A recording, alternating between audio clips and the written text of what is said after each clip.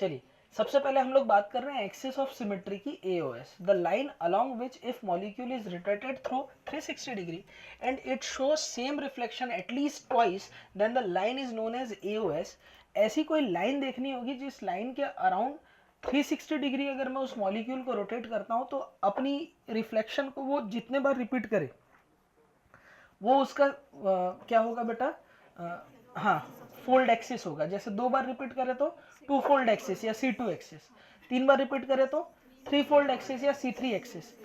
जैसे कोई round sphere है तो 360 डिग्री इनफाइनाइट उसके लिए एक्सिस हो सकते हैं ना, ठीक है। C1 एक्सिस कंसिडर नहीं करते। किसी मॉलिक्यूल को 360 डिग्री घुमाओगे तो वो अपने रिफ्लेक्शन को कम से कम एक बार तो रिपीट कर ही देगा। 360 डिग्री घुमाने से जैसा है वैसे ही हो जाएगा। मैंने भाई को घुमाया था कल, आपको याद आ रहा होगा, ठीक है। लेकिन मेरे कहने का मतलब ये है कि एक बार नहीं, कम से कम 2 बार होना चाहिए, बस कर भाई, ठीक है, 2 बार होना चाहिए तो उसे C2 एक्सिस बोलते हैं। क्या बोलते हैं? C2 axis. क्या मेरी बात आपको समझ में? इस चीज को मैंने एक्सप्लेन भी किया था। और प्रेजेंस और absence of AOS is not any criteria for a molecule to be optically active. यानी AOS के होने न होने से मॉलिक्यूल, बस करो रे, मॉलिक्यूल एक्टिविटी पर कोई असर नहीं पड़ता। क्या ये वाली मेरी बात आपको समझ में आई? ठीक है, समझ में आया? क्लियर है? ठीक है, चलिए आगे बढ़ते हैं। लिख लिया था ये सभी ने? चलिए नेक्स्ट है BF3 मॉलिक्यूल में मैंने आपको बताया था कि कैसे कैसे सिमेट्री एलिमेंट्स हमारे होते हैं। आपको एक्सिस ऑफ सिमेट्री देखना है। बताओ ये कौन सा आइसोमर है? हाँ, ट्रांस आइसोमर है। अब सोचना है आपको।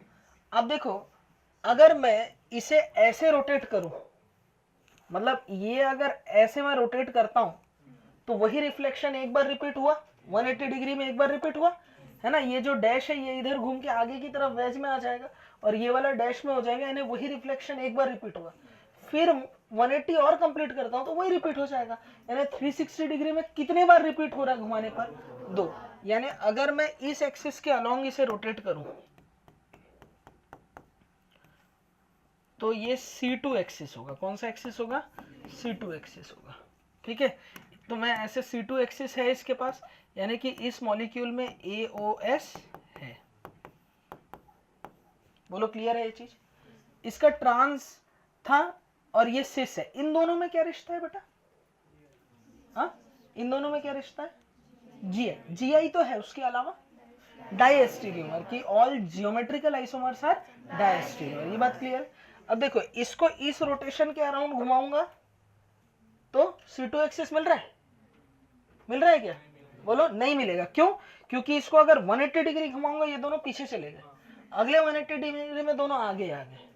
तो ये 360 डिग्री में एक बार मिल रहा है। C1 एक्सिस जैसी कोई चीज नहीं होती, एक ही बार रिफ्लेक्शन रिपीट कर रहा है, ठीक है।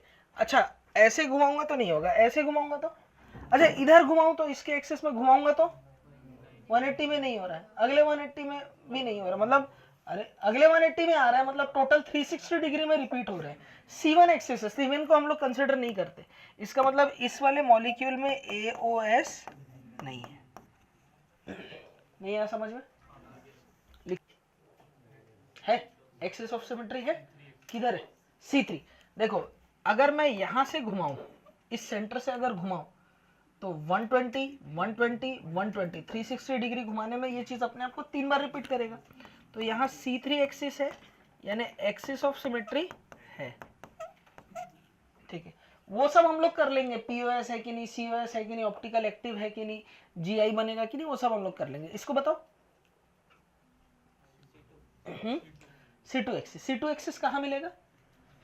इस सेंटर से मिलेगा, ठीक है। देखो, इसको घुमाया 180 डिग्री में वही रिफ्लेक्शन, फिर अगले 180 डिग्री में वही रिफ्लेक्शन मिलेगा। तो C2 एक्सिस यहाँ पर है, यानी एक्सिस ऑफ सिमेट्री है, ठीक है। अच्छा, इसी का ट्रांस आइसोमर ले लेते हैं। अब देखो, हाँ एक्सिस ऑफ सिमेट्री है कि नहीं जरा देखना है। किधर से? ये जो एक्सिस होगा ये होगा C2 एक्सिस। बोलो होगा?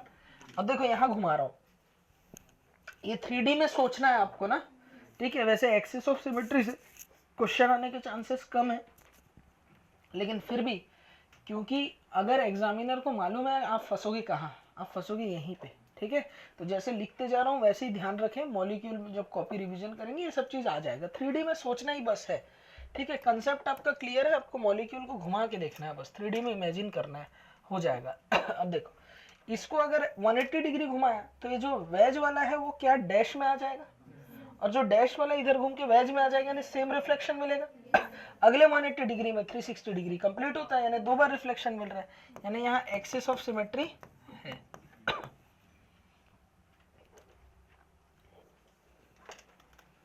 हो गया। इस मॉलिक्यूल में मुझे बताओ, हाँ यस, देखो ये सेंटर है, यहां से घुमाऊंगा तो 1 2 3 4, 4 बार घुमाऊंगा, वही रिफ्लेक्शन रिपीट होता जा रहा है, हो रहा है। तो यहाँ पर C4 एक्सिस तो है, और अगर C4 एक्सिस होगा तो C2 एक्सिस भी तो होगा ना। अगर आप इसको मैंने 90 90 90 90 करके घुमाया, आप बताओ 180 घुमाऊंगा तो भी सेम रिफ्लेक्शन होगा। तो C4 एक्सिस अगर होता है तो उस मॉलिक्यूल में C2 एक्सिस भी होगा ही होगा। इसका मतलब एक्सिस ऑफ सिमेट्री यहाँ पर है। ये बात समझ में आया सभी को? हूं हाँ किया जाए, लिख लो। C3 कैसे हो सकता है आप बताओ? भाई मेरे से पूछ रहा C3 होगा कैसे, हो सकता है? 3 बार घुमा के वही रिफ्लेक्शन ला ही नहीं सकते अपन, कैसे होगा C3? ऐसे घुमाऊं तो ऐसे अगर घुमाऊंगा तो C1 ही मिल रहा है मुझे, सिर्फ ऐसे घुमाने पर ही C4 और C2 एक्सिस मिल रहा है।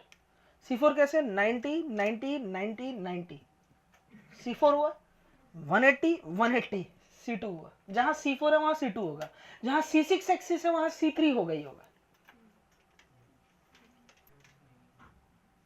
C2 एक्सिस है, अब इसे अगर 180 डिग्री घुमाऊंगा तो ये जो वेज वाला है ये डैश में आ जाएगा, और डैश वाला वेज में आ जाएगा, सेम रिफ्लेक्शन अगले 180 डिग्री में वही रिपीट हो जाएगा। ये C2 एक्सिस है, यानी इस मॉलिक्यूल में एक्सिस ऑफ सिमेट्री है। कहां से घुमाना है वो आपको ध्यान देना होगा, उससे क्लियर हो जाएगा। चलिए इसका अगर मैं सिस आइसोमर ले लूं तो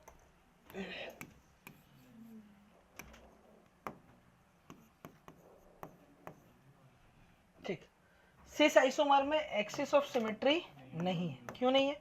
क्योंकि अगर इसको मैं 180 डिग्री घुमाता हूं तो जो वेज है वो डैश में हो जाएंगे, अलग रिफ्लेक्शन, अगले 180 डिग्री में C1 होता है। ऐसे अगर घुमाता हूं ये आगे की तरफ है, 180 डिग्री में पीछे हो जाएगा, अगले 180 डिग्री में आगे आ जाएगा। सेंटर से घुमाओ तो 360 डिग्री घूमने के बाद ही ये रिफ्लेक्शन आ रहा है, मतलब इसमें C1 एक्सिस ही है जिसको हम लोग एक्सिस ऑफ सिमेट्री कंसिडर नहीं करते। समझ पा रहे हैं आप? 3D में सोचना है, कैसे नंबर कम आ गया। मैं ऐसे पूछूंगा इसमें एक्सिस ऑफ सिमेट्री है कि नहीं, ये बताना है, प्लेन ऑफ सिमेट्री है कि नहीं, सेंटर ऑफ सिमेट्री है कि नहीं, ऑप्टिकली एक्टिव है कि नहीं, इतनी बातें बतानी है आपको। बताओ, देखो इस सेंटर में अगर मैं घुमाऊं, अब जरा देखना 180 डिग्री घूमने पर ये OH इस OH की जगह, ये H इस H की जगह आ गया, सेम रिफ्लेक्शन मिला, यहां ग्रुप सेम है, अगले 180 डिग्री में वही मिल जाएगा, यानी एक्सिस ऑफ सिमेट्री है कौन सा? C2। अच्छा POS है क्या? मुझे बताओ, ऐसे कट करूंगा POS मिलेगा मुझे? अरे नहीं मिलेगा, OH के नीचे H है, कहां से मिलेगा? हाँ तो नहीं मिलेगा, तो अरे जब नहीं मिलेगा तो नहीं देंगे, ठीक है, POS यहाँ नहीं है, COS है। ऐसा लग रहा होगा OH और OH को मिलाने वाली लाइन, H और H को मिलाने वाली लाइन, COH को मिलाने वाली लाइन इस सेंटर से होकर गुजर रही है, ऐसा लगता है पर ऐसा है नहीं, क्योंकि दोनों OH आगे की तरफ है, इनको मिलाने वाली लाइन इस सेंटर से ऊपर की तरफ है। ठीक वैसे हाइड्रोजन सेंटर से ऊपर की तरफ है, सेंटर से पास नहीं हो रहा है, तो यहाँ COS नहीं, POS नहीं, COS नहीं, यानी कायरलिटी होगी, ऑप्टिकल एक्टिविटी होगा। देखो ऐसा मॉलिक्यूल आया तो सबसे पहले इसका फिशर बना लो। यहां क्या होगा H, यहां क्या होगा H, right left, methyl chlorine chlorine methyl, clear है? अब जरा देखना, सबसे पहले देखो सॉरी, एक्सिस ऑफ सिमेट्री है कि नहीं चेक करेंगे। इस रिफ्लेक्शन में अगर 180 डिग्री घुमाता हूं तो ये मिथाइल मिथाइल पे, ये क्लोरीन इस क्लोरीन पे अगले 180 डिग्री में आ जाएगा, एक्सिस ऑफ सिमेट्री है और C2 एक्सिस होगा। अरे इससे पहले वाला और ये सेम मॉलिक्यूल है, बस ग्रुप्स अलग है। वो तो कर लेंगे हम लोग, POS नहीं है, COS भी नहीं है, ऑप्टिकली एक्टिव होगा। इनका कन्फिगरेशन भी निकाल सकते हैं हम दोनों कायरल सेंटर का। किसमें COS था? नहीं था COS। तो गुप्ता जी ने COS लिख दिया था क्या? हाँ क्रॉस किया है, एक नंबर बात है। चलिए ये मॉलिक्यूल देखो, C3 एक्सिस होगा, कहाँ पे? इस सेंटर पे, है ना, 120 120 120, C3 एक्सिस है। नहीं C2 नहीं हो सकता, C2 हो सकता है कैसे? अगर ये सेंटर लूं तो इस सेंटर में अगर घुमाऊं तो सेम रिफ्लेक्शन, अगले उसमें सेम रिफ्लेक्शन, यानी C2 एक्सिस ये रहा, तो इस पे C2 एक्सिस भी है और C3 एक्सिस भी है।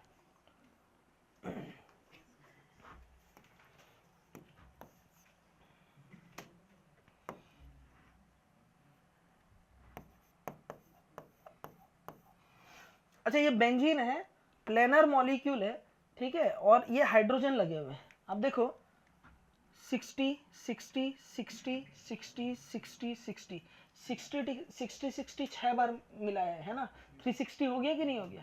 तो मेरे कहने का मतलब ये है कि यहाँ पर कौन सा एक्सिस है? C6 एक्सिस है। अच्छा C6 होगा तो C3 होगा ही होगा, ठीक है।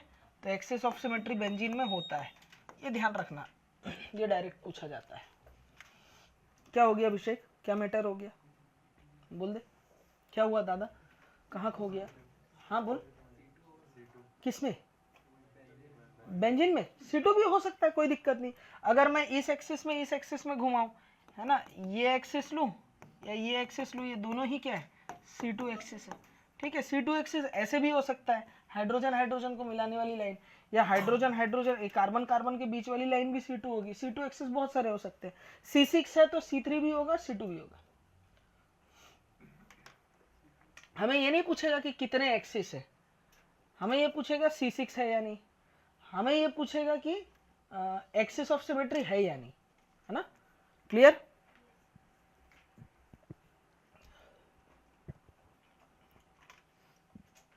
ये मॉलिक्यूल बताओ,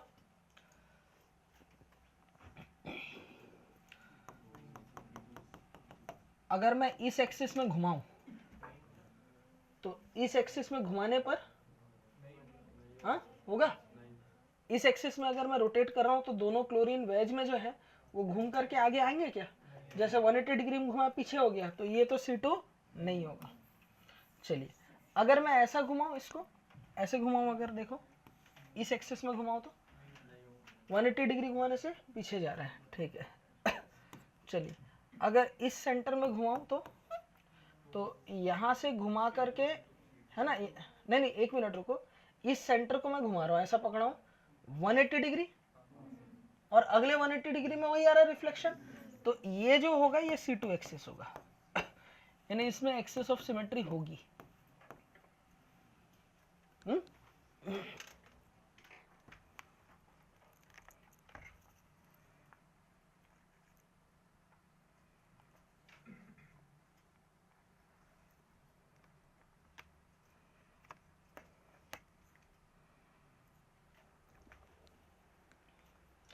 इस क्वेश्चन को देखो, इसमें क्या विचार है आपका? है किधर से?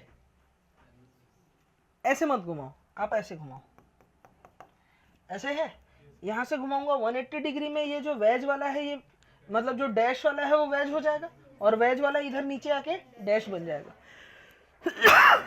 कैलेंडर फ्लिप करते हैं ना अपन, वैसे।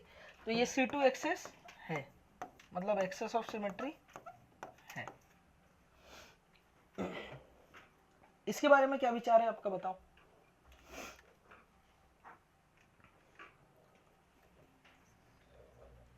देखो ऐसे तो नहीं कर सकते, ऐसे करने से वेज वाले डैश में हो जाएंगे, डैश वाले वेज में आ जाएंगे, सेम रिफ्लेक्शन नहीं आ रहा है, ठीक है। लेकिन ऐसे अगर घुमाऊं तो ये जो वेज वाला है ऐसे एक 180 डिग्री मैंने अगर ऐसे घुमा दिया तो ये जो वेज वाला है वो इधर आके डैश में हो जाएगा और इधर वाला डैश इधर आके वेज में हो जाएगा। ये आप समझ पा रहे हैं ना। इस मॉलिक्यूल को मैं पकड़ के 180 डिग्री घुमा दूं तो ये जो वेज वाले हैं 180 डिग्री घुमाने पर ये इधर के है ना, ये जो वेज वाला है हाँ 180 डिग्री वाला है ये आगे की तरफ है। नहीं ऐसे अगर घुमाऊंगा तो ये जो वेज वाला है वो ऐसे घुमाने पर किधर आ जाएगा, आगे की तरफ रहेगा। तो ये वेज वाला इधर आके वेज और इधर वाला डैश, नहीं ये नहीं करेंगे। ऐसे करें अगर तो ऐसे अगर घुमाऊं तो ऐसे अगर घुमा दूं तो ये जो वेज वाला है, जो वेज वाला ये घूम करके डैश और डैश वाला है वो आगे घूम करके वेज हो जाएगा। यानी ये जो है ये C2 एक्सिस है ना। इसमें C2 एक्सिस दिखाई दे रहा है सभी को, लिख लो। यानी इसमें भी एक्सिस ऑफ सिमेट्री है। देखो ऐसे घुमाऊंगा तो वेज वाला इधर आके डैश और डैश वाला इधर आके नहीं ऐसे अगर घुमाऊंगा, इसे ऐसे फ्लिप करता हूं तो वेज वाला डैश में, डैश वाला वेज में। ठीक है, सेम रिफ्लेक्शन आ रहा है तन्मय, ये वाले में आ रहा है, C2 एक्सिस है। चलो सेंटर से अगर घुमाओ तो सेंटर से नहीं होगा। सेंटर से कैसे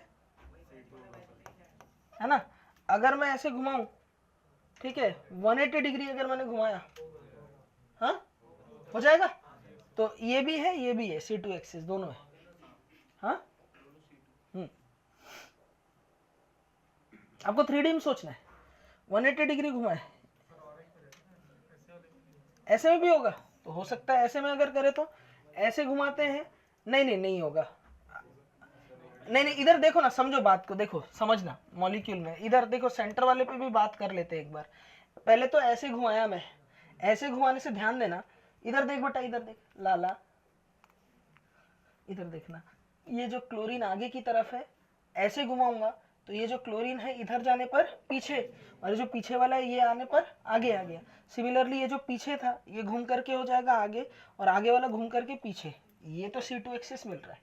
सेंटर में रहेगा अगर आप घुमा दो तो आगे वाला घूम करके यहाँ आगे आ रहा है, और ये जो पीछे वाला डैश है वो भी डैश रहेगा। तो वेज का डैश, डैश का वेज हो रहा है। आप सेंटर से नहीं घुमा सकते। ठीक है, आप ऐसे अगर देख रहे थे ना एक्सिस ऑफ सिमेट्री, वैसे नहीं होगा। क्यों नहीं होगा, अगर आप ऐसा है इसको 180 डिग्री घुमाए तो ये जो जहां डैश आना चाहिए था वहां क्या आ रहा है, वेज आ रहा है ना। सेम रिफ्लेक्शन आया क्या? अरे भैया ये ऐसा है, मैं इस सेंटर से पकड़ के घुमा रहा हूं, यहां से घुमा के ऐसा घुमाया,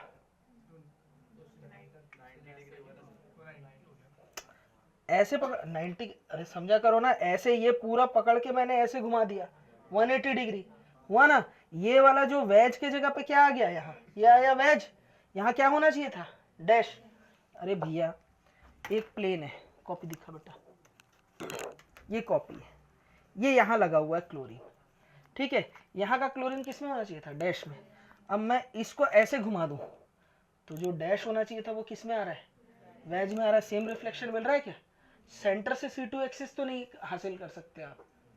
नहीं आया देवांगन समझ में? ये देखिए, ये यहाँ ऐसा है, यहाँ वाला क्लोरीन कैसा है, पीछे की तरफ मान के चलो। ये पूरा प्लेनर सिस्टम है तो ये ऐसा है, और यहाँ आगे की तरफ है। अगर मैं इसे ऐसे घुमाता हूँ तो जो पीछे है वो क्या हो गया, आगे हो गया ना। वेज की जगह डैश, डैश की जगह वेज हुआ कि नहीं हुआ? तो वो सेंटर से एक्सिस ऑफ सिमेट्री तो नहीं मिलेगी, ये मिल जाएगा। ये जो है क्लियर है ये चीज? ठीक है खुशबू,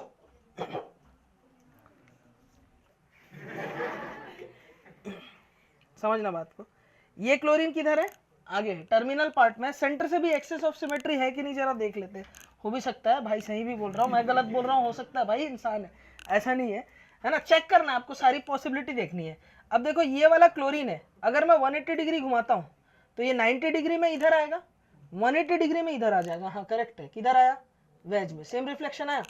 ये क्लोरीन डैश में है, 180 डिग्री में ये किधर आएगा, घूमेगा तो इधर आएगा डैश में, करेक्ट है। ठीक है, यहां पर भी क्या है बेटा, भाई के लिए ताली बजा दो थोड़ा। इंसान है भाई, मैं क्वेश्चन रटता थोड़ी हूँ, यही बनाते हैं, हो सकता है ना, चलेगा, ठीक है, गुड। इधर से घुमाएंगे तो ऐसा आ जाएगा, क्लियर है। किस एक्सिस में, ऐसे भी हो सकता है, कैसे भी हो, सवाल ये है एक्सिस ऑफ सिमेट्री है कि नहीं। यहां से घुमा रहे तो है, इधर से घुमा रहे हैं, एक्सिस ऑफ सिमेट्री यहां पर है, ठीक है। तो मतलब इस क्वेश्चन में आप देखो कोई भी कॉम्बिनेशन हो वैज डैश का, तो सब में एक्सिस ऑफ सिमेट्री है कि नहीं मुझे बताओ, है ना। चलिए अब ये वाला क्वेश्चन करो। देखो ये मॉलिक्यूल कुछ ऐसा है, दिख रहा है सभी को, 3D स्ट्रक्चर है, ठीक है। ये मॉलिक्यूल कुछ ऐसा है, एक्चुअली मैं ऐसे आपको दिखाऊं ना तो ये साइक्लोहेक्सेन है, देखो 1 2 3 4 5 6 बाईसाइक्लो कंपाउंड है। और ये जो 1 2 3 4 1 4 में क्या बना हुआ है, हमारे पास कार्बोनिल ग्रुप जुड़ा हुआ है, यहाँ पर C डबल बॉन्ड O जुड़ा हुआ है। ये मॉलिक्यूल कुछ ऐसा है, इसे आप ऐसे समझो एक कॉपी का प्लेन ऐसा है, दूसरे कॉपी का प्लेन ऐसा है। अब ये जो CO मॉलिक्यूल का जो एक्सिस है ऐसा है, ठीक है, कौन सा एक्सिस है, C2 एक्सिस है। देखो 1 2 हुआ, दो बार घुमाने पर सभी को दिखाई दिया C2 एक्सिस कहां से गुजरा है, इस कार्बोनिल ग्रुप से गुजरा है ना। किसी को कोई शक तो नहीं है इस पे, सभी को क्लियर हुआ ये चीज।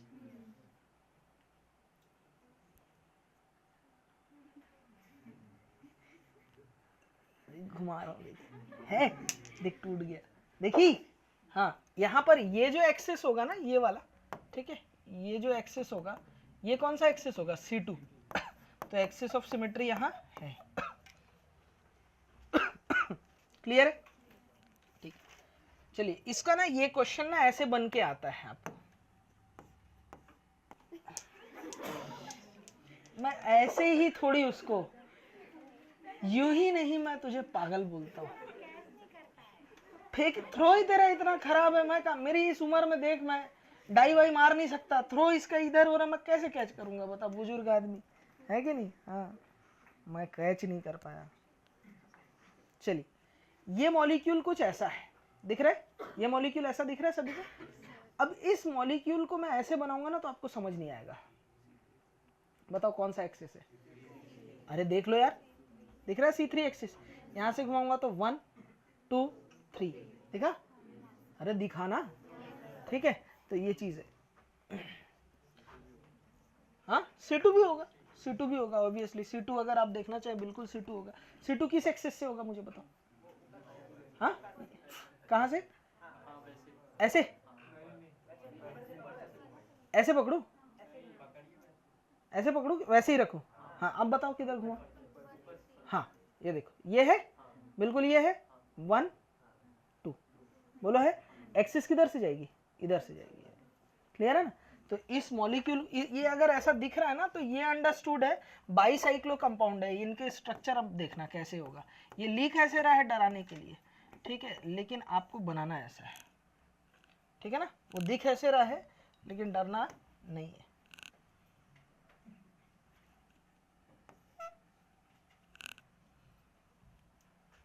ठीक, C2 एक्सिस भी है और C3 एक्सिस भी है।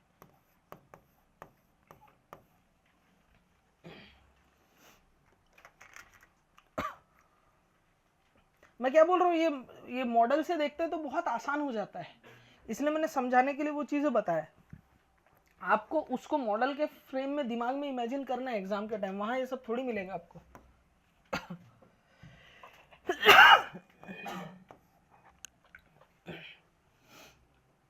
क्लियर है, ये वाला बताओ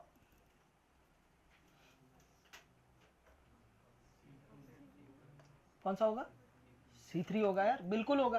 कैसे जरा देखना, ये मॉलिक्यूल कुछ ऐसा है, अभी हमने बनाया, और यहाँ Cl है। अब मैं क्या कर रहा हूँ समझ लो ना, क्या करने वाला हूँ, ठीक है, इस क्लोरीन के एक्सिस में ही रोटेट कर दूं अगर, ठीक है, इस क्लोरीन के एक्सिस में ही रोटेट करूं तो थ्री फोल्ड एक्सिस नहीं मिलेगा मुझे।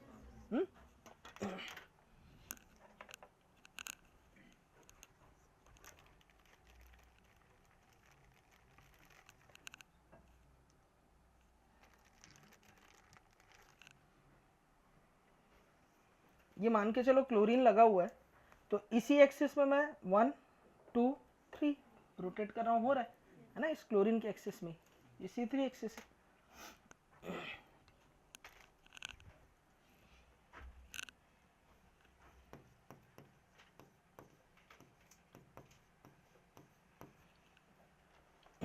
मैं कह रहा हूं मॉलिक्यूल को देखते ही फटाफट जो दिख जाए वो एक्सिस हमें देखना होगा, ठीक है। वो दिख गया मतलब एक्सिस ऑफ सिमेट्री खत्म बात। बहुत सारे मॉलिक्यूल मैंने C3 C6 इजीली दिख जाता है, C2 ढूंढने में इजी उतना नहीं होता है, तो जो दिख जाए वो ढूंढो पहले, एक्सिस ऑफ सिमेट्री आपको मिल जाएगा। क्लियर है?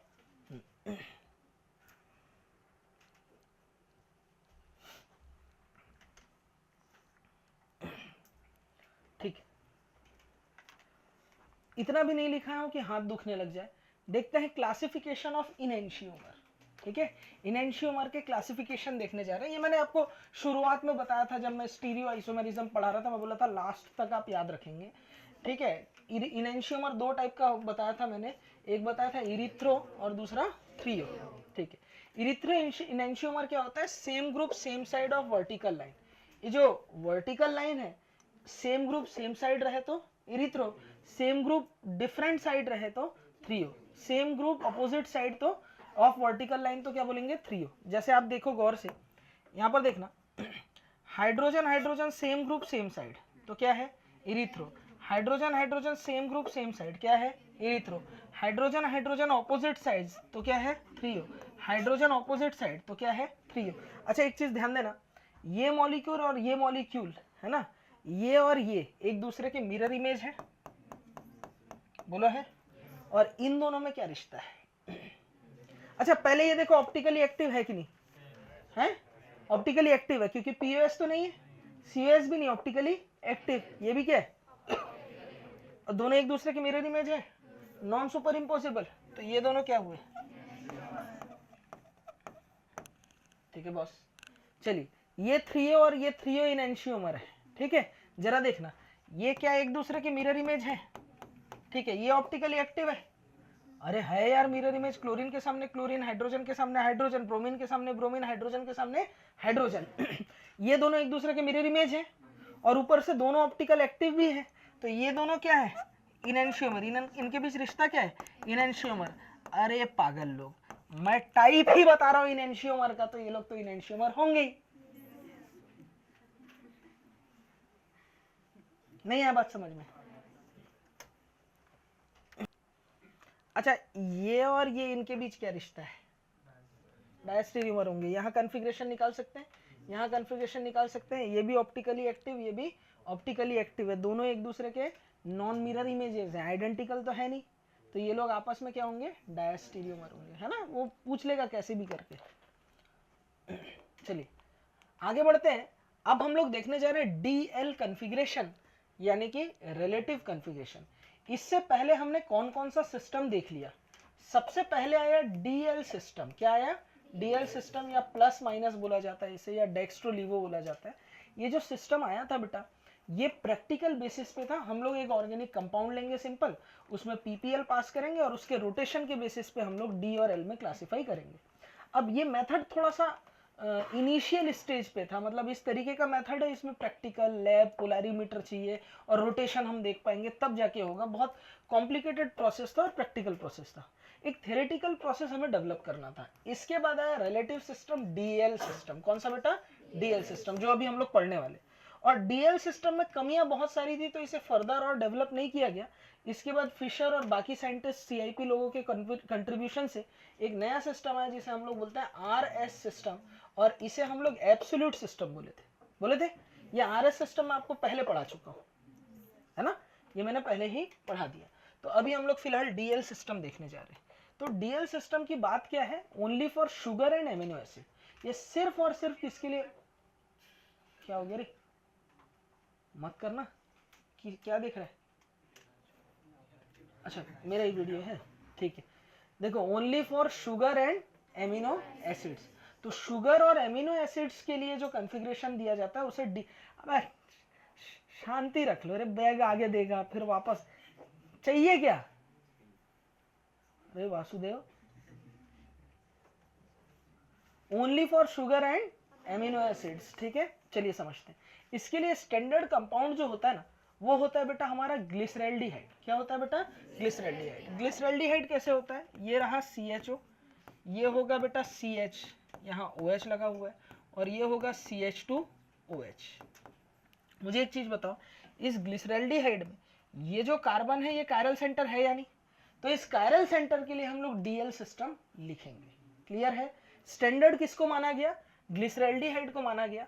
ग्लिसरैल्डिहाइड में इस OH की पोजीशन को देखेंगे, अगर दाईं साइड हुआ तो कैपिटल D, अगर लेफ्ट साइड हुआ तो कैपिटल L।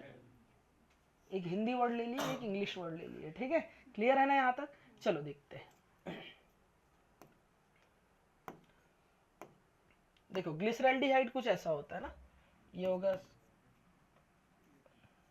CHO CHOH और ये होगा CH2OH, ठीक है? और ये कायरल सेंटर है।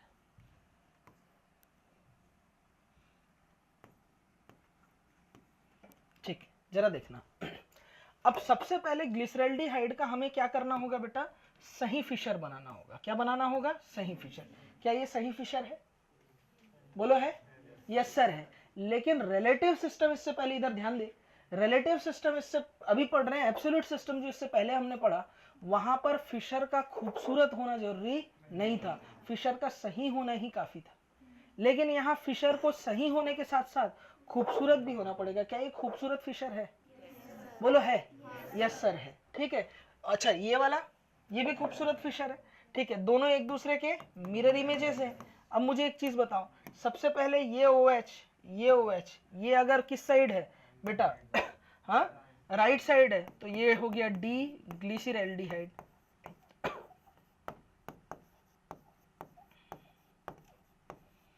और ये OH लेफ्ट साइड है, तो क्या हो जाएगा? L ग्लिसरैल्डिहाइड। सिंपल है ना? बस फिशर का क्या होना जरूरी है? खूबसूरत होना जरूरी है। एमिनो एसिड के केस में भी ये चीज देखा जा सकता है। अच्छा, ये दोनों एक दूसरे के क्या है? इनएंशियोमर है, क्योंकि दोनों ऑप्टिकली एक्टिव है और दोनों नॉन सुपर इम्पोजेबल। ठीक है, ये भी एक दूसरे का क्या होगा? इनएंशियोमर होगा। एमिनो एसिड, एमिनो एसिड में ना OH नहीं देखा जाता, एमिनो एसिड के केस में NH2 देखते हैं। NH2, अच्छा ये खूबसूरत फिशर है ना, कार्बन कार्बन कार्बन एक ही लाइन पे, कार्बन कार्बन कार्बन एक ही लाइन पे, खूबसूरत है ना? सही तो थी, और खूबसूरत फिशर भी है। खूबसूरत कैसे बनाते हैं हमने बताया था आपको। ठीक है, चलिए ये भी NH2 है। दाई साइड में तो क्या हो जाएगा? ये D एमिनो एसिड, और लेफ्ट साइड में हो जाएगा तो L एमिनो एसिड। लिखा जाए, ये बायोमोलिक्यूल चैप्टर आपके काम आएगा वहां। क्या हो गया बोलो? पढ़ लिया ना बायोमोलिक्यूल? नहीं पढ़े?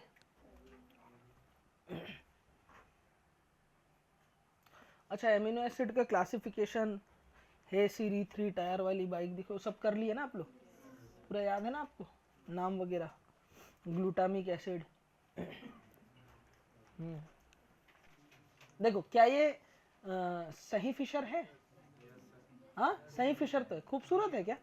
खूबसूरत नहीं है, खूबसूरत बनाएंगे। खूबसूरत बनाने के लिए हम लोग क्या करते हैं?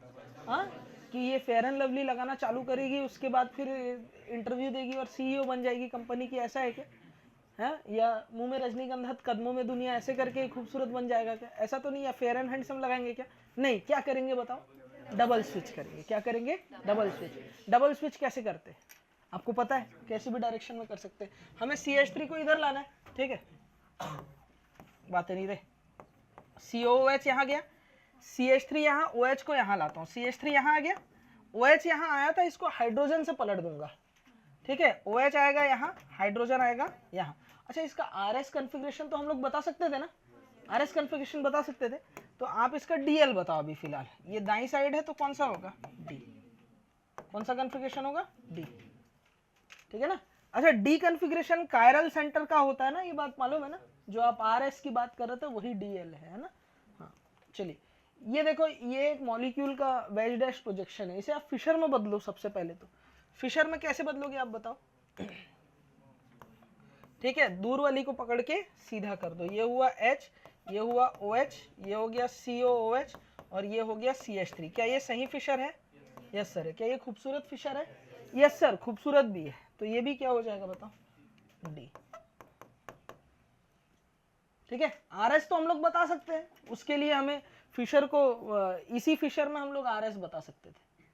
ठीक है, लेकिन DL बताने के लिए आपको फिशर को खूबसूरत बनाना पड़ेगा, यानी एक जो हमारा वर्टिकल लाइन होता है, हमारी कोशिश होती है ज्यादा से ज्यादा कार्बन एटम्स होने चाहिए उसमें। चलिए यहां बताओ, इससे बता सकते हो क्या DL? हाँ, फिशर बना लो, दूर वाली पकड़ के सीधा कर दो। यहाँ क्या हो जाएगा? NH2। यहाँ क्या होगा? H। यहाँ क्या होगा? यहाँ क्या होगा? क्या ये खूबसूरत फिशर है? यस सर है। चलो ये देखो, अब बताओ दाई तरफ है, क्या हो जाएगा? अच्छा ये भी डी है क्या? समझ गया ना, NH2 इधर आ गया तो L हो जाएगा। अच्छा, इस मॉलिक्यूल में अगर मैं एक सिंगल स्विच करूं तो जो बनने वाला मॉलिक्यूल होगा, इन दोनों में क्या रिलेशन होगा?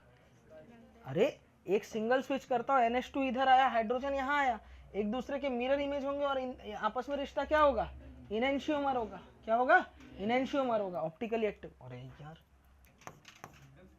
ये NH2 किया, यहाँ लाया H, यहाँ CH3, ये COH। अगर मैं करता हूं तो इन दोनों में क्या रिश्ता होगा? अरे यार, NH2 और H में मैंने सिंगल स्विच किया भाई। चलिए ये वाला बताओ, क्या ये सही फिशर है? सही है ना? खूबसूरत नहीं है? अरे नहीं कैसे बोला यार, सही फिशर है ना भाई। हाँ, खूबसूरत नहीं है। हाँ ठीक है, चलो खूबसूरत बनाने के लिए क्या करेंगे? अरे सेम है क्या? तो वही है, वही मैं सोचू। चलो ये देखो, 4th और 5th को देखो। देखो, हाँ ये क्या होगा? अच्छा नंबरिंग करते हैं, 1 2 3 4। इसका कॉन्फ़िगरेशन ऐसा लिखा आएगा 2D 3D। क्लियर है? ठीक है, यहाँ क्या होगा बताओ? 1 2 3 4 क्या होगा? 2D 3D।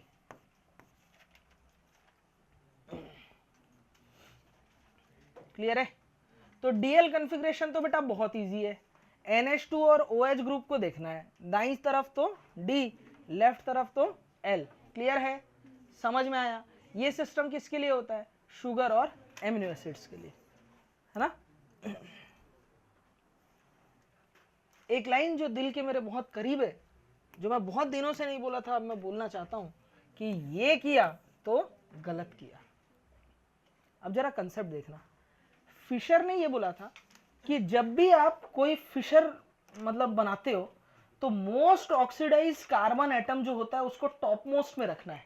Most oxidise carbon atom बोलने का मतलब जिसे उस समय IUPAC नहीं स्टेब्लिश हुआ था, फिशर को केमिस्ट्री का फर्स्ट नोबेल प्राइज मिला था, सुना जाए बात को। फिशर जब काम कर रहे थे उन्होंने बोला था मोस्ट ऑक्सीडाइज कार्बन एटम सबसे टॉप में होना चाहिए फिशर के। और कमाल की बात तो ये IUPAC के अकॉर्डिंग जो नंबर 1 एटम होता है, IUPAC का जो नंबर 1 एटम है नंबरिंग करने पर, वो और मोस्ट ऑक्सीडाइज कार्बन एटम जो फिशर का है वो दोनों सेम थे। यानी IUPAC को कहीं ना कहीं स्टेब्लिश करने में एक आइडिया उन्होंने दिया था। जैसे मैंने आपको क्या बोला, सबसे पहला स्टेप क्या था IUPAC नेमिंग का? फंक्शनल ग्रुप डिसाइड करते थे। फंक्शनल ग्रुप अगर डिसाइड हो गया तो उससे जुड़ा हुआ कार्बन या उसका कार्बन नंबर 1 होता था, वही कार्बन फिशर का मोस्ट ऑक्सीडाइज कार्बन एटम है। नहीं आ रहा बात समझ में? अब जरा बात, अच्छा उस समय IUPAC की डिस्कवरी नहीं हुई थी फिशर के टाइम में, तो आपने जो नंबरिंग किया है वो गलत है। आपने जो नंबरिंग किया है वो गलत है, ये नंबरिंग सही नहीं है। मोस्ट ऑक्सीडाइज बताओ, NH2 और OH में किसकी प्रायोरिटी ऑर्डर ऊपर में? OH का। तो ये नंबर 1, ये नंबर 2, ये नंबर 3, ये नंबर 4 होगा। तो नीचे से ऊपर जाओगे तो दाईं तरफ दिखे तो L लिखना, 2L, दाईं तरफ दिखे तो L लिखना, या इसी को रिवर्स कर लो। इसी को आप रिवर्स करोगे, ऐसे रोटेट कर लोगे ना, तो क्या हो जाएगा? CH3 ऊपर, CH3 ऊपर, ये OH जो इधर घूमेगा तो OH यहाँ आ जाएगा और H यहाँ, और ये NH2 जो उधर था ये इधर NH2 आ जाएगा और H यहाँ। तो अब देखो पोजीशन क्या है? L, 3L, 1 2 3 4, 2L 3L। ठीक है, या तो रोटेट करके देख लो, ठीक है, ऐसे रोटेट कर लो, या फिर क्या कर लो बेटा, नीचे से ऊपर जा रहे हैं तो उल्टा लिखो, दाई तरफ तो L और बाई तरफ तो D।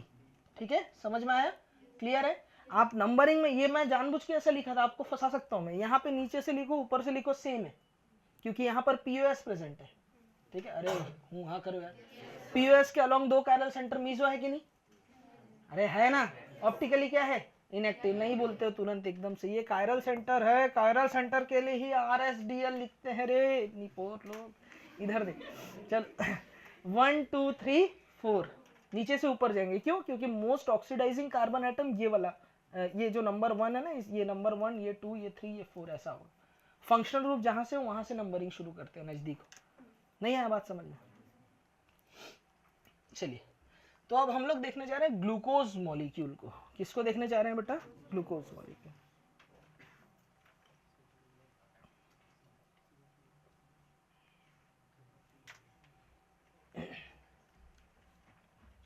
ठीक है, ग्लूकोज देखो, कार्बोहाइड्रेट्स जो होते हैं ना, वो क्या होते हैं बेटा, कार्बन के हाइड्रेट होते हैं। क्या होते हैं बेटा, कार्बन हाइड्रेट। जैसे फॉर एग्जांपल C6H12O6 है ना, इसे मैं ऐसे लिख सकता हूँ C6H2O कितना हो जाएगा 6। तो कार्बन के हाइड्रेट जैसे C12H22O11 सुक्रोज है, अरे है ना, तो इसको मैं कैसे लिखता हूँ C12H2O11 है ना, 11 दूनी 22, ये 11 हो जाएगा। जब भी इन कार्बन, ये क्या है देखो, कार्बन है और उनके हाइड्रेट है, कार्बन है और उनके हाइड्रेट है, तो इसीलिए इनका नाम रखा गया क्या बेटा, कार्बोहाइड्रेट।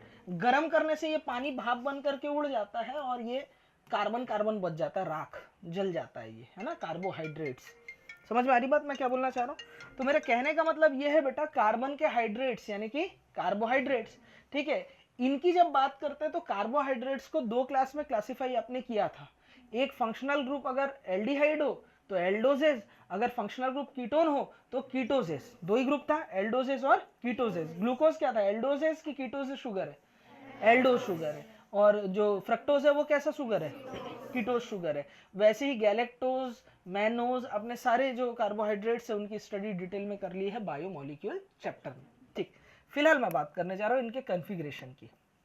जैसे ग्लूकोज की बात करूंगा तो ग्लूकोज एल्डोजेज है कि कीटोजेज है, एल्डोजेज। CHO फंक्शनल ग्रुप है, एक छोटा कार्बन, 2 है, और यहाँ पर कितना 3 4 5 और ये 6 कार्बन CH2OH है ना।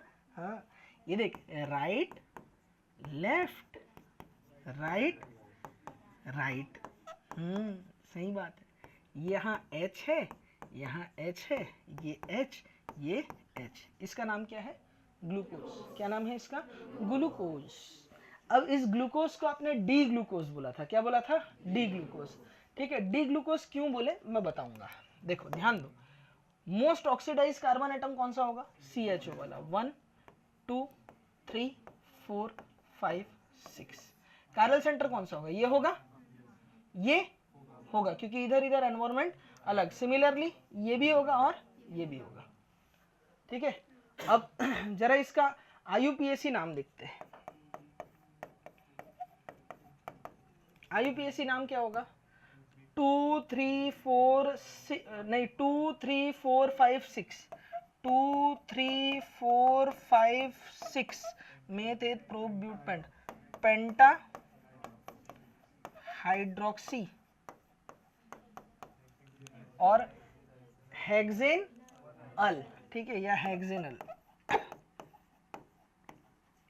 क्या ये चीज क्लियर हुआ सभी को, क्लियर हुआ। अब जरा देखना इसका कॉन्फ़िगरेशन देखते हैं कायरल सेंटर का। 2 पोजीशन में क्या है,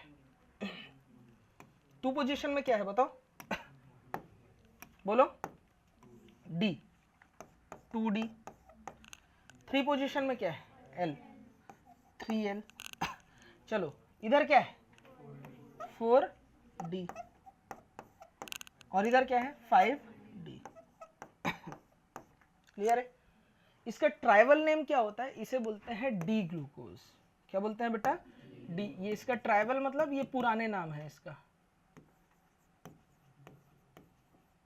क्या है इसका नाम बताओ, डी ग्लूकोज। पुराने जमाने में इसे क्या बोला जाता था, डी ग्लूकोज। अब तो IUPAC आ गया तो IUPAC के अकॉर्डिंग नाम है, लेकिन डी ग्लूकोज ज्यादा पॉपुलर नाम है। अब जरा डी ही क्यों है, आपने सोचा एक चीज, यहाँ पर डी भी है, एल भी है, डी भी है, डी भी है, डी एल दोनों कन्फिग्रेशन है, तो इसका नाम डी ग्लूकोज क्यों रखा गया, क्योंकि डी वाले ज्यादा है? नहीं, क्या रीजन होगा उसका तन्मय? नहीं नहीं नहीं, हाँ बोलो, बताओ बताओ।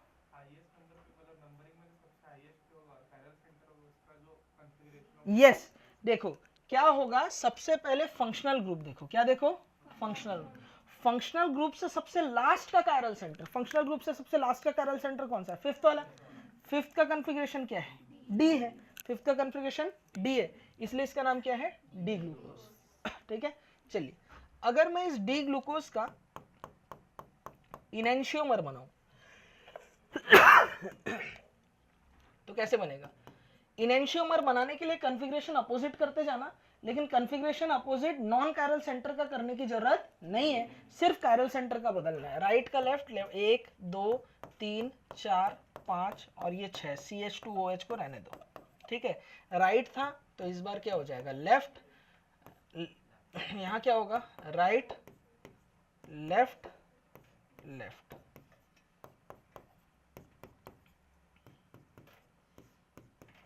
बताओ इस कंपाउंड का ट्राइवल नेम क्या? सबसे पहले तो ट्राइवल नेम तो देखेंगे, सबसे पहले IUPAC नेम इसका और इसका सेम होगा कि नहीं?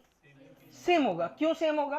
क्योंकि IUPAC में सो मत, ये वाला कोहनी ना इधर मत, चोक स्लैम WWE देखिए, हाय बटिस्टा जानती है, रे मिस्टीरियो जानती है, ट्रिपल एच को जानती है, उन लोग चोक स्लैम मारते थे, चोक स्लैम, वही वाला पड़ जाएगा इधर, आलू बुखारा हो जाएगा इधर।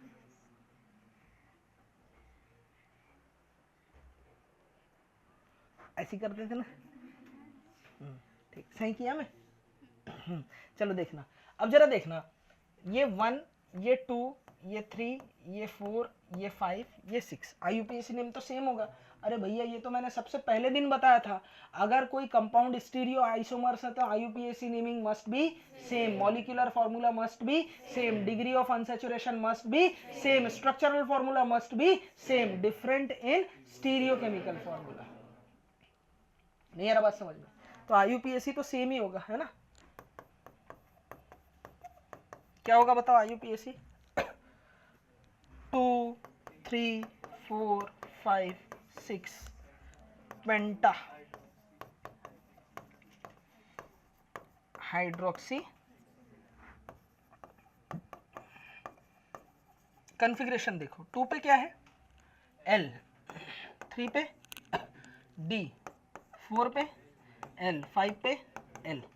तो सबसे पहले तो फंक्शनल ग्रुप से सबसे दूर का कायरल कार्बन देखो, कौन सा दूर का कायरल कार्बन? ये फिफ्थ वाला।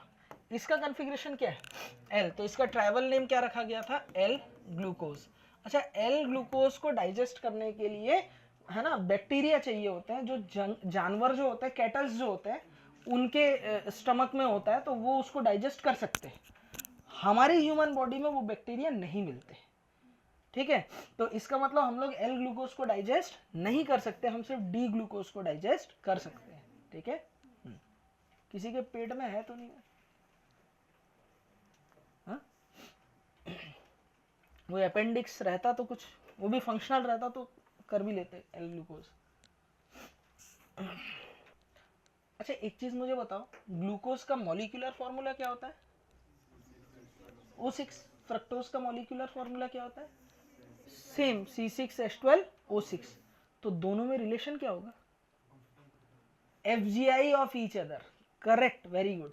दोनों में एक एल्डोजेस है, दूसरा कीटोजेस है, तो दोनों में फंक्शनल ग्रुप डिफरेंट है, एक में एल्डिहाइड है तो दूसरे में कीटोन है, तो इस वजह से दोनों एक दूसरे के क्या होंगे? FGI of each other. Stereo chemistry नहीं, स्टीरियो आइसोमर्स होंगे कि स्ट्रक्चरल आइसोमर्स होंगे? स्ट्रक्चरल आइसोमर्स होंगे।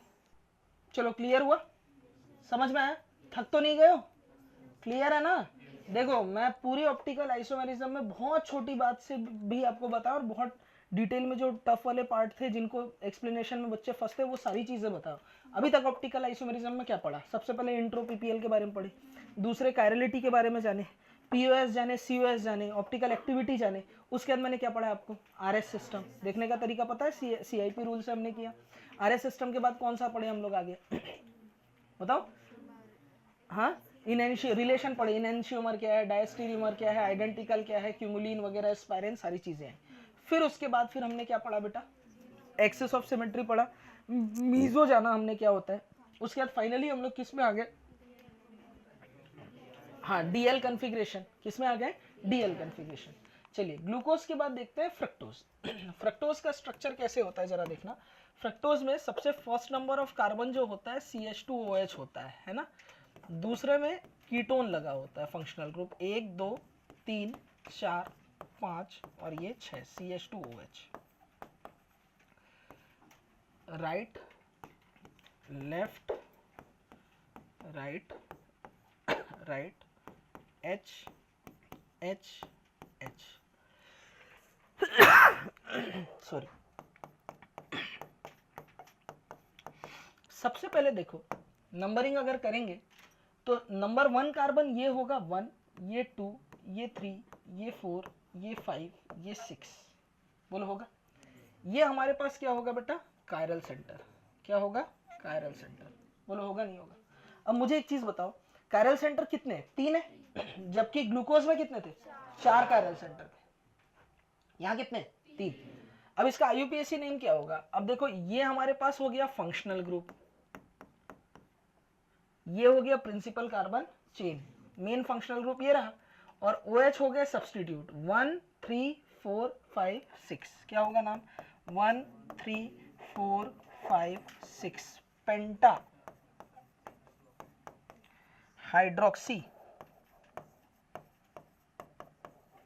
Meth eth pro but pent hex hexane 2 own.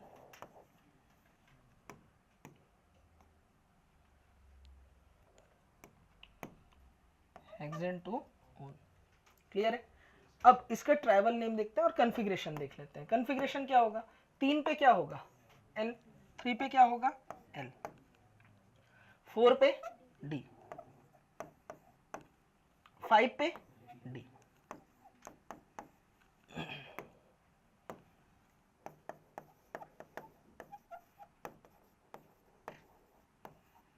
देखो ये फ्रक्टोज तो है, लेकिन कौन सा फ्रक्टोज है, 1 नंबर कार्बन से सबसे दूर के कायरल सेंटर का कन्फिग्रेशन क्या है, डी है। तो इस फ्रक्टोज का नाम क्या होगा, डी। क्लियर होती है बात यहां तक। चलिए इसका इनेंशियोमर बनाते हैं। मुझे यहां राइट लेफ्ट करने की जरूरत नहीं है क्योंकि ये नॉन कायरल सेंटर है, ये कायरल है CH2OH, ये भी कायरल नहीं है, ठीक है। राइट लेफ्ट यहाँ नहीं, कायरल सेंटर पे करूंगा। लेफ्ट का राइट किया, राइट का क्या किया, लेफ्ट।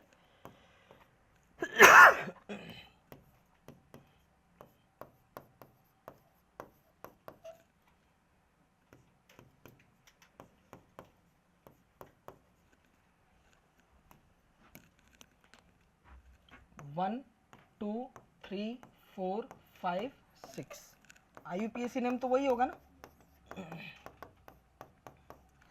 चलिए कॉन्फ़िगरेशन क्या होगा बताओ, 3 पे क्या होगा D, 4 पे क्या होगा L, 5 पे क्या होगा L। अच्छा कौन सा फ्रक्टोज है ये, L फ्रक्टोज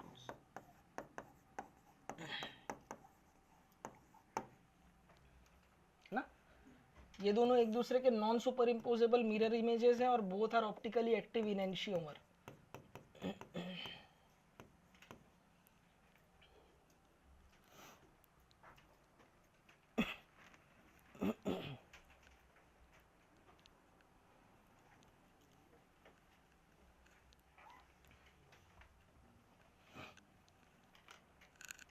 ये तो आप बना लोगे इधर का, डी बस लिख लोगे आप, है ना, डी लिख लोगे, एल वाला आप बना सकते हो घर में।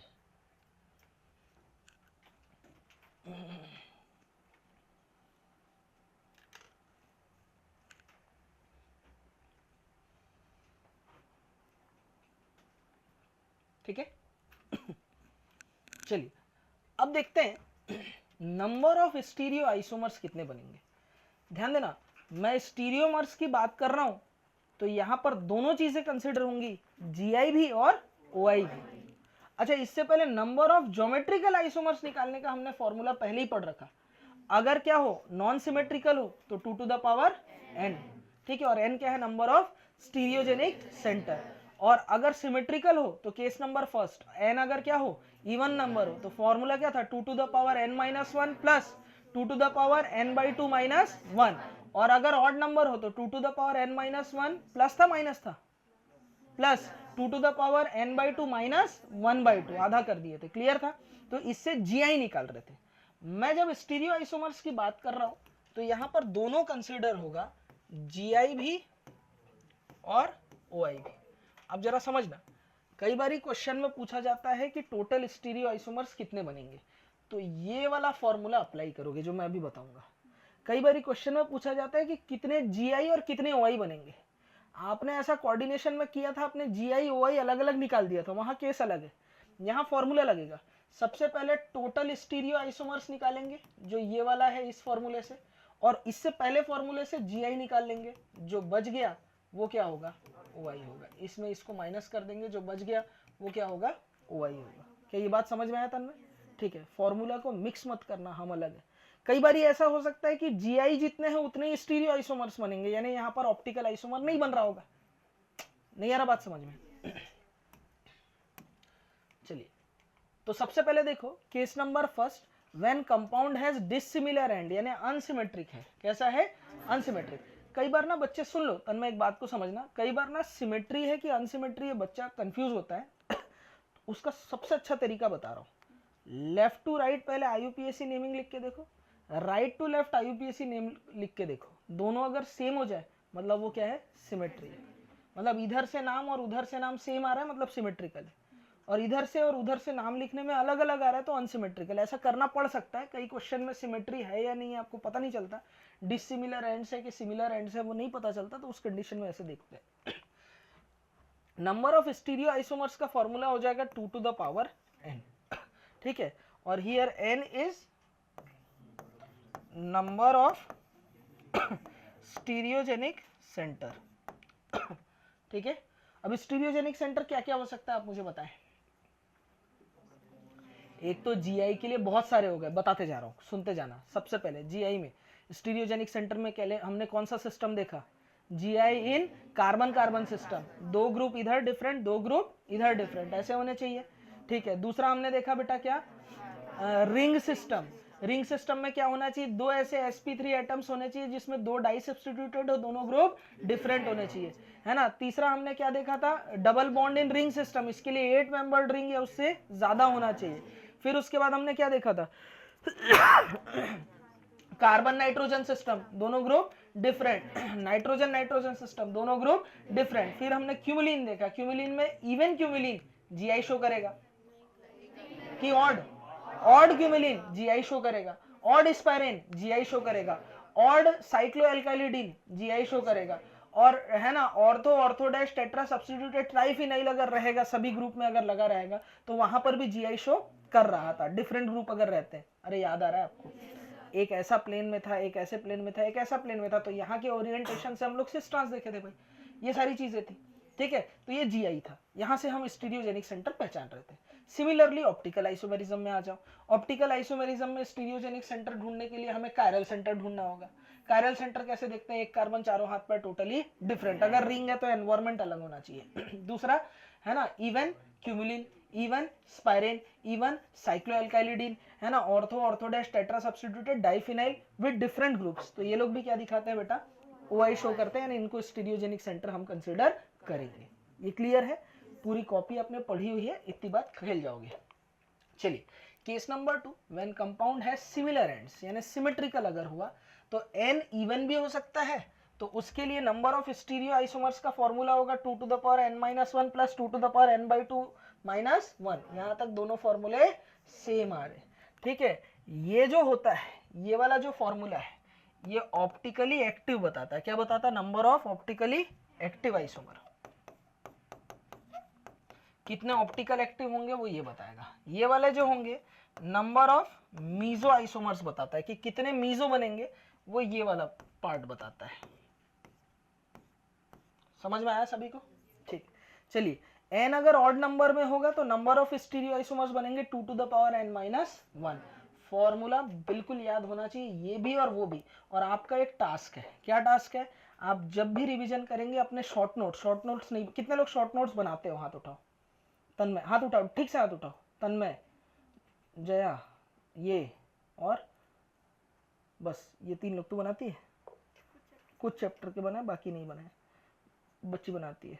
बस इसीलिए नंबर कम आता है, ना आप समअप कर पाते हो, ना आपके दिमाग में कोई समरी है, ना उस समरी को रिवीजन करने का कोई आपके पास तरीका है। यही मेन पहला कारण और सबसे मेन कारण यही है। शॉर्ट नोट्स खुद बनाने पड़ते हैं, खुद मेहनत करना पड़ता है, उस पर स्टडी करनी पड़ती है, नींद से लड़ना पड़ता है, इसलिए नंबर नहीं आ रहे, ना नंबर बढ़ रहे हैं। फिर आके मेरे को बोलोगे सर मैं क्या करूं, नंबर नहीं आता। तो सर के पास एक च्यवनप्राश का डब्बा है, सोना चांदी, उसमें लगा हुआ है नीट, जेई, फिजिक्स, केमिस्ट्री और बायोलॉजी को हमने ना ग्राइंड करके डाला है, सुखा के रखे थे 30-40 दिन धूप में। उसके बाद उन एनसीईआरटी को पूरा ग्राइंड करके पाउडर करके उसमें डाला हुआ है। तो सुबह शाम 2-2 चम्मच खाना है, तो उससे नंबर आ जाएगा। ऐसा है क्या? नहीं। क्या करना होगा?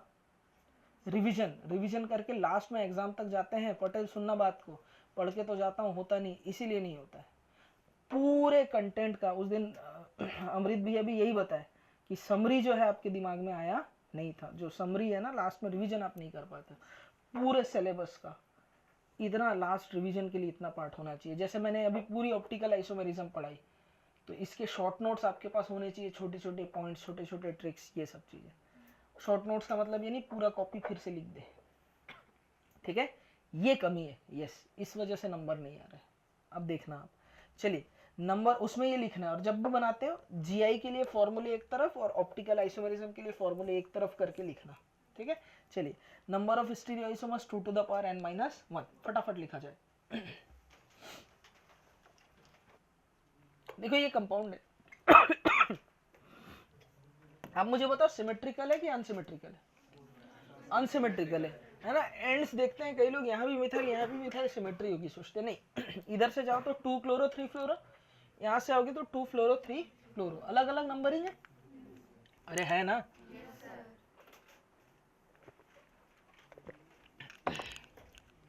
बताओ क्या ये कार्बन कायरल है?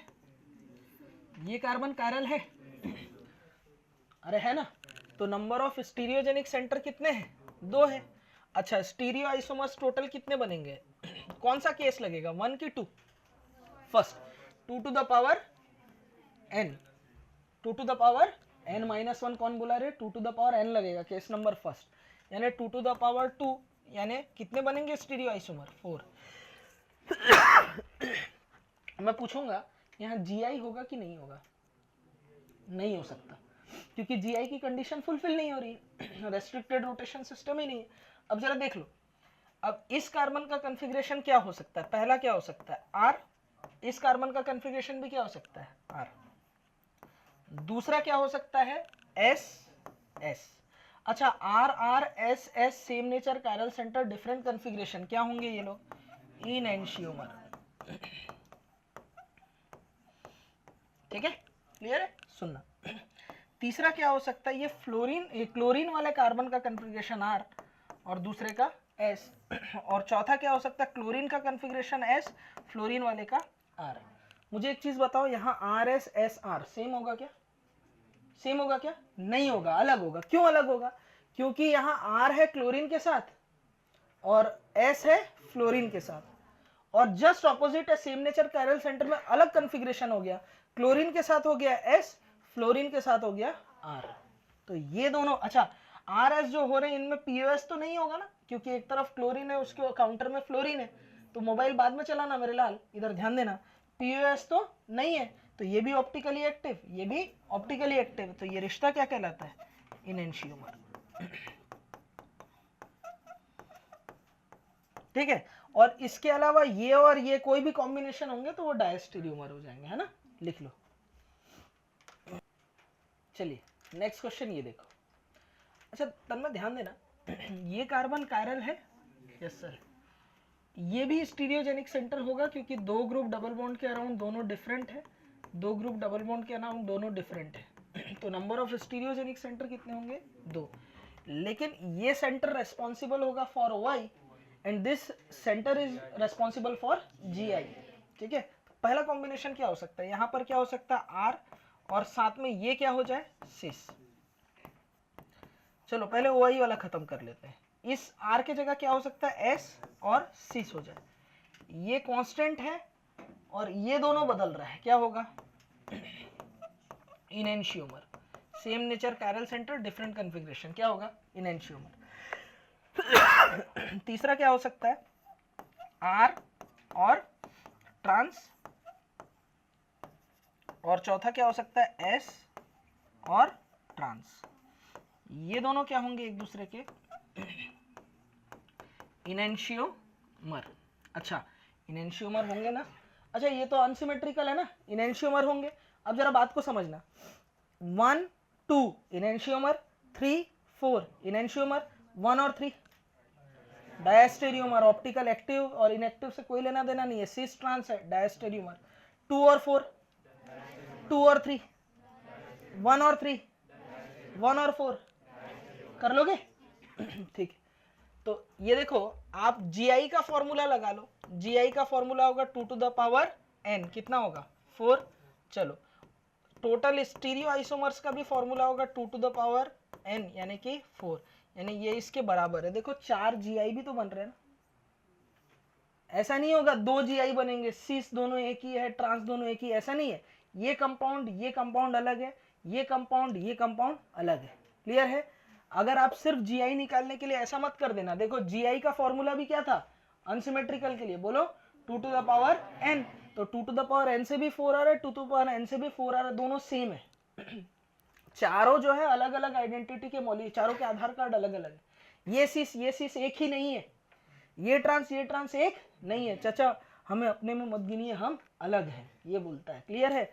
और ये आपस में तो है ही है। तो टोटल 4 GI है और 4 स्टीरियो आइसोमर्स भी हैं, और उस मॉलिक्यूल में स्टीरियो आइसोमर्स में ही ऑप्टिकल एक्टिविटी किसी कायरल सेंटर के अगेंस्ट देखी जा रही है। क्लियर है, समझ में आया। ऐसा मत कर देना 4 और 4 8, और ऐसा मत कर देना सर GI कितने बन रहे हैं, टोटल स्टीरियो आइसोमर्स कितने बन रहे हैं 4, GI कितने बन रहे हैं 4, 4 में से 4 गया तो 0 ऑप्टिकल एक्टिव। ऐसा नहीं होगा। ऑप्टिकल एक्टिविटी इस कायरल सेंटर के अगेंस्ट देखी जा रही है, जिसके अगेंस्ट हमें R और S मिल रहा है, और 4 GI बन रहे हैं, उस 4 GI में 2 में R हो गया, 2 में S आ गया। समझ गए आप, ठीक है। चलिए लिखा जाए ये क्वेश्चन देखो। अच्छा इधर से नंबरिंग और नेमिंग सेम है, यानी सिमेट्रिकल है। केस नंबर 2 लगेगा। स्टीरियोजेनिक सेंटर ये भी है और इसमें कोई GI नहीं बनेगा, सिर्फ ऑप्टिकल एक्टिविटी देखी जाएगी। नंबर ऑफ स्टीरियोजेनिक सेंटर कितने हो गए, 2। ठीक है, पहले तो केस नंबर 2 में है। केस नंबर 2 में ऑड है इवन नंबर में, है ना। तो n इवन नंबर में होगा तो नंबर ऑफ स्टीरियो आइसोमर्स, और स्टीरियो आइसोमर्स में भी ऑप्टिकल आइसोमर्स ही होंगे ना, तो क्योंकि GI तो है नहीं। तो ये क्या होगा 2 to the power n minus 1 plus 2 to the power n by 2 minus 1। ठीक है, 2 to the power n minus 1 कितना हुआ, 2 minus 1 यानी कि 2। ठीक है, प्लस 2 by 2 यानी 1, यानी कि ये कितना आया 1। टोटल कितने बनेंगे, 3 आइसोमर्स बनेंगे। अब जरा समझना 3 आइसोमर्स में ये जो 2 है ये होंगे ऑप्टिकली एक्टिव और ये होगा मीजो। ठीक है, स्ट्रक्चर बनाते हैं, ऑप्टिकल एक्टिव वाला बनाता हूं। ठीक है, पहले मीजो बना लो। मीजो बनाना इजी है।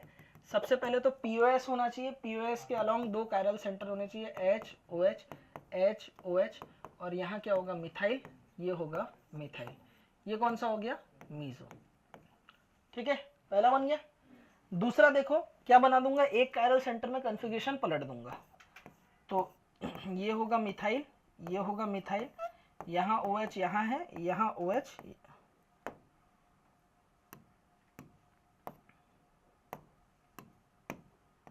यहाँ OH यहाँ है, H और H। क्लियर है। दूसरा इसका मिरर इमेज बना दूंगा, जो इसका इनएंशियोमर होगा, ऑपोजिट कॉन्फ़िगरेशन वाला होगा, दोनों ऑप्टिकली एक्टिव होंगे। तो यहाँ होगा OH, यहाँ होगा H, यहाँ होगा H, यहाँ होगा OH, यहाँ मिथाइल और यहाँ मिथाइल। तो तीनों आप बना सकते हो स्ट्रक्चर। ठीक है, 2 आपस में इनएंशियोमर हो गए, पेयर्स में होंगे, और एक क्या बनेगा, मीजो।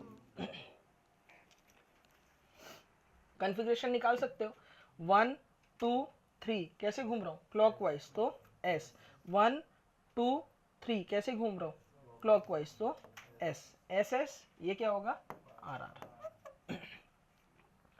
1 2 3 कैसे घूम रहा हूँ क्लॉकवाइज तो ये एस है तो ये आर है। अच्छा इस केस में आर एस एस आर एक ही होगा है ना, चाहे आर एस, ये कॉम्बिनेशन अगर मैं बनाता, एक तो एस एस आर आर दोनों एक दूसरे के क्या हुए इनएंशियोमर, एक तो हो सकता है एस एस हो, दूसरा क्या होगा आर आर हो, तीसरा आर एस और एस आर दोनों एक ही है। क्यों एक ही है, नीचे से ऊपर जाओ, ऊपर से एक जाओ, सिमेट्री है।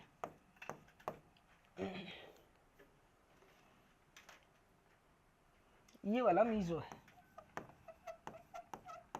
ये दोनों इनएंशियोमर,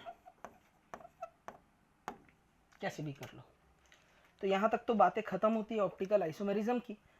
नेक्स्ट क्लास में हम लोग पढ़ेंगे स्यूडो कायरल सेंटर के बारे में, कुछ ऑप्टिकल रोटेशन के बारे में जानेंगे, डिग्री ऑफ रोटेशन के बारे में जानेंगे और कुछ महत्वपूर्ण बातें हम लोग करेंगे। और उसके बाद अगली क्लास में ही ऑप्टिकल आइसोमेरिज्म खत्म हो जाएगा। क्लियर है, बहुत बड़ा यूनिट था, बहुत डिटेल में पढ़ा है, अच्छे से पढ़ना, समझ के पढ़ना। क्लियर है, सारे बुक्स बना डालो, सारे मॉड्यूल्स बना डालो, चाहे दिन का उजाला हो या रात हो काली, नहीं कोई क्वेश्चन तुमसे बचने वाली। बोलो बात क्लियर है। चलो थैंक यू वेरी मच। जुगाड़ ऐसे ट्रिक्स कोई नहीं देगा तुमको, सिंपल टिप्स, PCM भी everything now easily on your finger tips, जो भी चाहिए ले लेना।